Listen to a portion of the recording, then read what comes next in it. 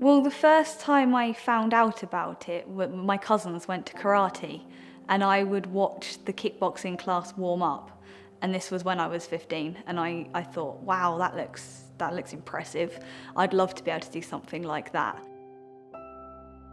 I think it was a fear of failure that was driving me, if that makes sense. It was I will not give up, I will continue to push myself.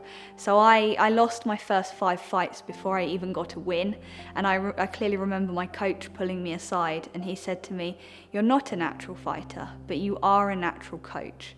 Continue on and persevere with this, and you will become the person to lead other people to their own success." Because I was tempted to give up, because I thought, it's just not for me. This is so tough, why am I doing it?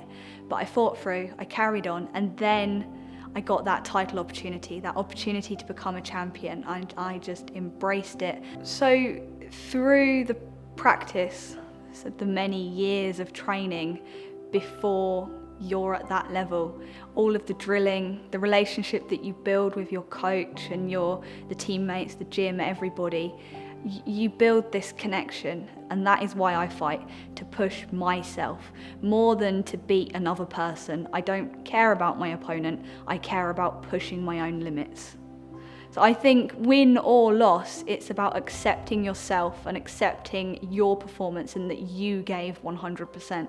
A loss is absolutely gut-wrenching. In that immediate moment that you just feel deflated, like, why did I dedicate everything, those weeks, months, years for this disappointment? But then you overcome it. I've always overcome it. I've always gone, okay, this is going to drive me to work harder. This is going to make me more determined to win the next one. I'm always straight back in that gym. And again, luckily I've had good coaches throughout my career. They sit you down and they talk you through, consolidate the loss and help you overcome the emotions, and then work on your weaknesses and your strengths, because that cliche saying, you don't lose, you learn, but you do learn from every experience, but especially those losses, they drive you to do more. And a win, well, it's an incredible feeling when you believe you deserve it. So my first win, I was still disappointed in my performance. I still thought that I could do better. And a couple of the fighters that I've actually worked with, they've said the same thing. They almost feel ashamed of the win because they feel like, why do they deserve it? As long as you know that you gave absolutely everything to those training sessions, to that fight, you can walk away and be proud of your performance. As soon as that final bell goes, it's two human beings who've just put their heart on the line, and we immediately hug.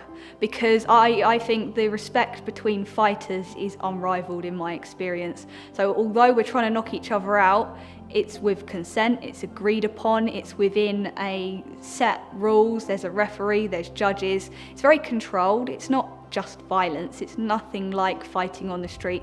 We have the protective equipment. We know what we're doing. We're all trained. Yes, knockout is one of the goals, and to beat them is the goal.